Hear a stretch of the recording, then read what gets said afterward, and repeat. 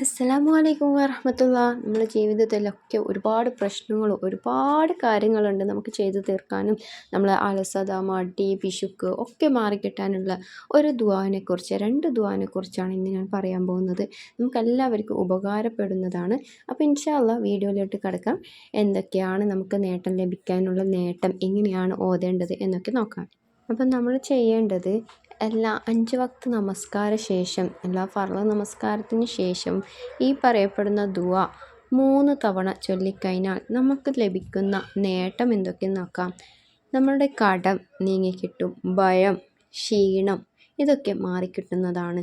മാനസിക വിഷമം, ജോലി ചെയ്യാൻ താല്പര്യമില്ലായ്മ, ദുഃഖം, മാനസിക പിരിമുറുക്കം, പ്രതിസന്ധി ഘട്ടത്തിൽ നിന്ന് മോചനം, അങ്ങനെ ജീവിതത്തിൽ പുരോഗതിക്ക് വേണ്ടിയിട്ട്, അതുപോലെ ജീവിത വിജയത്തിന് വേണ്ടിയിട്ട് നമ്മൾ ഏറെ ആഗ്രഹിക്കുന്നതാണ് സന്തോഷം. അപ്പോൾ സന്തോഷത്തിന് വേണ്ടി സമാധാനം നമ്മുടെ ജീവിതത്തിൽ ഇല്ലെങ്കിൽ എല്ലാം താറുമാറാകും. സൗഭാഗ്യങ്ങൾ വന്നു ചേരാൻ വേണ്ടിയിട്ട് എല്ലാവരും ആഗ്രഹിക്കുന്നത് കാര്യമാണ്. അതുപോലെ പിശുക്കത്തരം മാറാൻ, മറ്റുള്ളവരുടെ ശല്യം, നമുക്ക് മറ്റുള്ളവരുടെ ശല്യം ഉണ്ടെങ്കിൽ അത് മാറിക്കിട്ടും. ഇങ്ങനെ ഒരുപാട് നേട്ടങ്ങളുണ്ട് ഈ ഒരു ചെറിയ 2 ദുആ ചൊല്ലിക്കഴിഞ്ഞാൽ.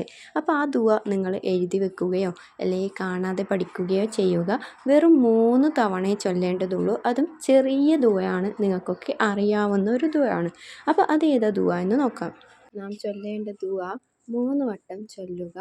അല്ലാഹുമ്മ ഇന്നി അഊദു ബിക മിനൽ ഹമ്മി വൽ ഹസനി വഅഊദു ബിക മിനൽ ഹജ്സി വൽ കസ്ലി വഅഊദു ബിക മിനൽ ജുബ്നി വൽ ബുഹ്ലി വഅഊദു ബിക മിനൽ ഗലബത്തൈനി വഖഹ്രി റിജാൽ. ഈ ഒരു ദുആ എല്ലാവർക്കും അറിയുന്നതായിരിക്കും.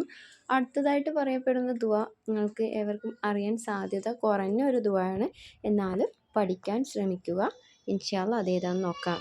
അല്ലാഹുമ്മ ഫാരിജൽ ഹമ്മി കാശിഫൽ ഗമ്മി മുജീബ ദഅവത്തിൽ മുൽത്തരീന റഹ്മാനദ് ദുനിയാ വൽ ആഖിറതി വറഹീമഹുമാ അൻത തർഹംനി വർഹംനി ബിറഹ്മതിക തുഅ്നിനി ബിഹാ അൻ റഹ്മതി മൻ സിവാക്.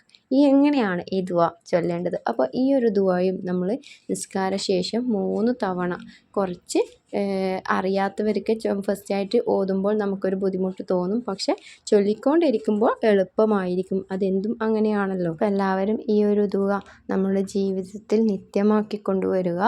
എന്തായാലും അതിൻ്റെതായ മഹത്വങ്ങൾ ഓരോന്നിനുമുണ്ട്. അപ്പോൾ ഇൻഷാ അല്ലാഹ് നിങ്ങൾ ഓരോ നമസ്കാരത്തിലും ഈ ദുആ എഴുതിയിട്ടോ അല്ലെങ്കിൽ കാണാതെ പഠിച്ചിട്ടോ ഉൾപ്പെടുത്തുക.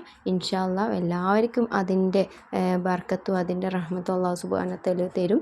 ഇൻഷാ അല്ലാഹ് എൻ്റെ വീഡിയോ ഇഷ്ടമാണെങ്കിൽ ലൈക്ക് ചെയ്യാനും സബ്സ്ക്രൈബ് ചെയ്യാനും മറക്കരുത്. അസ്സലാമു അലൈക്കും വറഹ്മത്തുള്ളാഹി. അടുത്ത വീഡിയോയിൽ കാണാം.